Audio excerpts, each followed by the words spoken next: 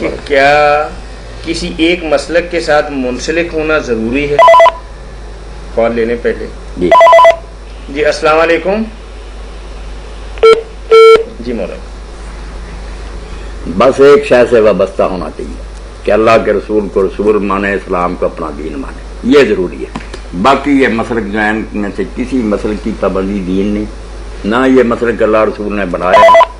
ساری امت مانتی ہے کہ 4 صدیاں گزر گئیں، کوئی کسی امام کے نام سے نہیں. السلام علیکم.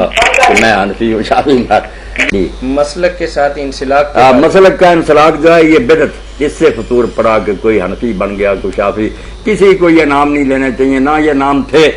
ہر مسلک اپنا ہی ہے. جیسے لکھا نا علماء نے شاہ ولی اللہ کہ پہلی 3 صدی میں کیا تھا، جس مسجد میں گیا یہ کوئی نہیں پوچھتا کہ آپ پہلے مسئلہ دیکھا کہ آڑ میں مسئلہ پوچھ لیتے تھے، عوام اس پر عمل کرتے تھے.